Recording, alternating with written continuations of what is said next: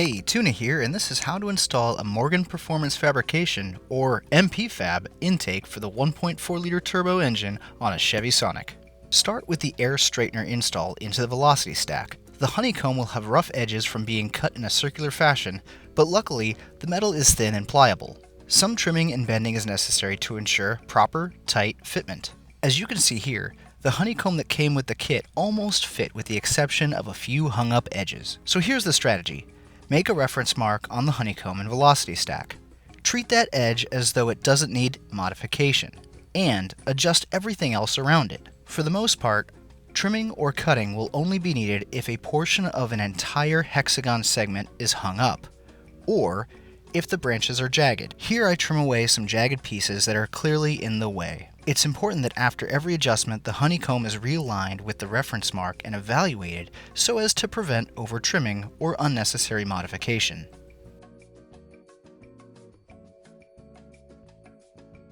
Here I noticed the lower portion catching and had to cut, but not remove, a hexagon to bend the edges in. Don't be alarmed by scrapes on the velocity stack. That just means it's going to be snug. Repeat the process of bending edges and checking fitment.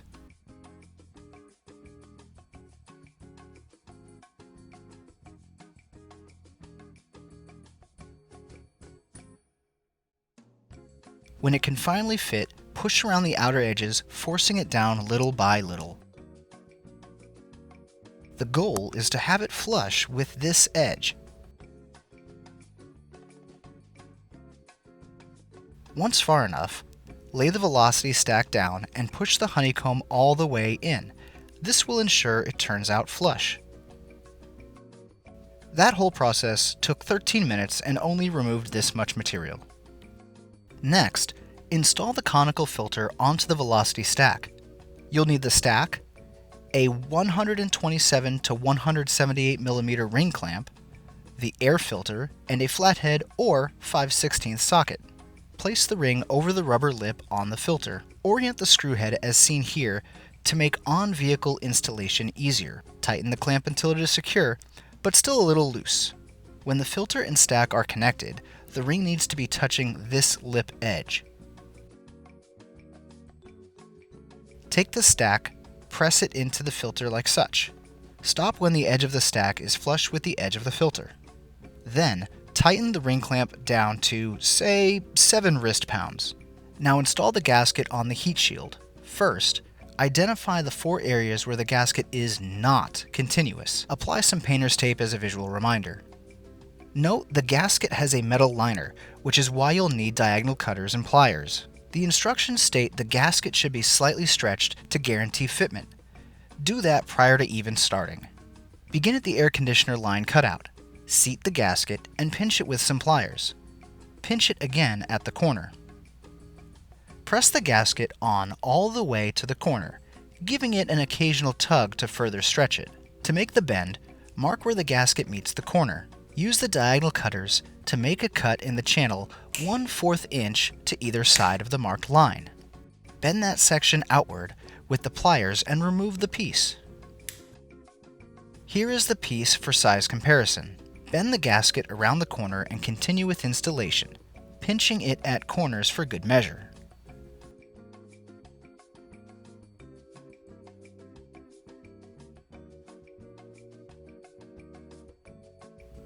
When a piece of the tape is reached, it's time to cut the gasket. Cut the top and bottom channel, then use the scissors to cut the rest off.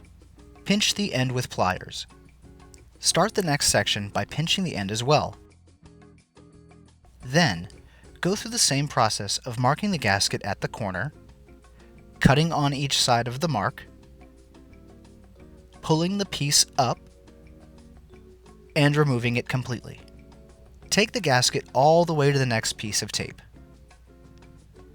Cut, cut, snip, and pinch.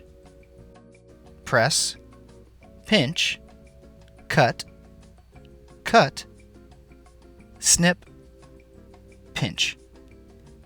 Now the install guide shows some overlap with the gaskets in this one area. To accomplish that, pry open the channel enough to fit over this edge. Push it in place and clamp it down. Take the gasket to the end, cut it like before, pinch to hold, and pull off the tape. The final off-vehicle part of the installation is the trim piece for the heat shield hole.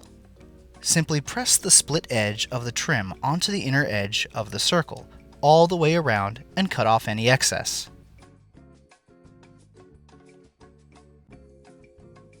Onto the car. Unlock the airflow sensor connector by sliding the red tab away from the intake. Depress the button on the tab interior and pull the connector off. Use a number 20 Torx bit to remove the 2 screws holding the airflow sensor on. Remove the sensor, noting the direction and orientation of where air flows into. This is a sensitive part, best to put it in a sealable bag while it's removed. Locate the 2 airbox screws here and here. Remove them with a number 25 Torx bit. Pull up from the passenger side to dislodge the top. Next, locate the ring clamp down here at the turbo inlet. Use a 5/16 socket or flathead to loosen it up. Grab the filter box neck and lower hard tube, and with some pull and rotation, it will come right off. Take the air filter out as well. The lower filter box is held on with 3 mounting points that use rubber bushings. Pull up on the engine side of the filter box first. Then wiggle it out from the bushings near the fender. So normally there is an air baffle assembly located on the end of this, but mine was removed during previous maintenance. Pull it out if it's still there. As for the heat shield installation, here's a rough line where it will sit when done. The important sections to note are where the AC lines pass through and the right side engine mount. First thing to do is place this cutout over the AC line. Push it to the rear of the vehicle while tilting slightly. Secure the cutout over the engine mount, then push the lower section again to the rear. Alternate between applying pressure from the top and orienting the lower AC line until it fits snug. Do a fitment check by easing the hood down and feeling for any resistance. When installed correctly, the lower portion will contact the engine mount with AC lines passing next to it. You won't see a bolt head on the interior because it will be on the other side. The insulated hardline will be snug with the gasket, and the high side AC line will be centered. This is a good time to mention you'll want to remove the sensor mounting hardware before going any further. I didn't, and it proved harder when everything was in place. Next, install the silicone section on the hard tube. Push it all the way to the weld edges. Grab the 57 to 83 millimeter ring and slide it on, loosening it if needed. Keep the bolt head facing the sensor mount and tighten it slightly to prevent it from shifting. Put the other 57 to 83 millimeter ring over the hard tube with the bolt head facing the same direction as the first ring. Install the silicone reduction elbow over the right side and push it on as far as it can go. Next, feed the straight end into the heat shield. Stop when the silicone is 1 inch through the heat shield. As you can see here, the elbow is still off the turbo inlet. Force as much of the elbow on the hard tube as possible. Lift up the elbow from the inlet and place the 45 to 70 millimeter ring with the bolt facing the driver's side on the silicone. Now push the elbow down onto the inlet until the lip on the turbo stops it. Orient all the ring's bolt heads to where they are most convenient. Take the last 57 to 83 millimeter ring and place it on the silicone tube inside the heat shield, keeping the bolt head upwards. Position the filter in the heat shield and push the velocity stack into the silicone tube. Reach under the filter to feel if there is any contact with the AC lines. If there is, remove the filter and lightly push the lines until they are bent out of the way. Don't overdo it because you risk accidental crimping and damage. With that done, proceed to tighten all the clamps. Next, install the airflow sensor. Orient it the way you see here and insert it into the hard tube, ensuring the gasket seats fully. Reinstall the 2 mounting screws with washers. Then, reinstall the electrical connector. Let's do a sound comparison.